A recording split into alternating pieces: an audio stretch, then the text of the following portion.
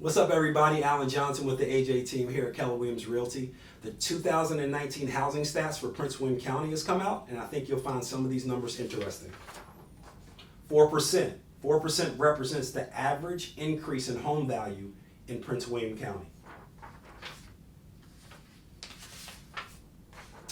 27 days. 27 days represents the number of days the average home is sitting on the market before it gets a contract in Prince William County.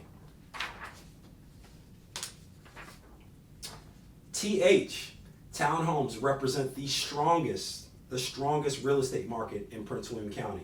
So if you're thinking about selling a townhome, now is a great time to do so.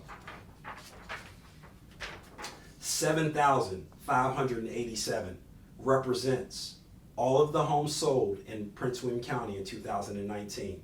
Of all of these buyers, right, 19% used the VA loan, 21% used FHA, and 50% of all buyers use conventional, which means they put a substantial amount of money down.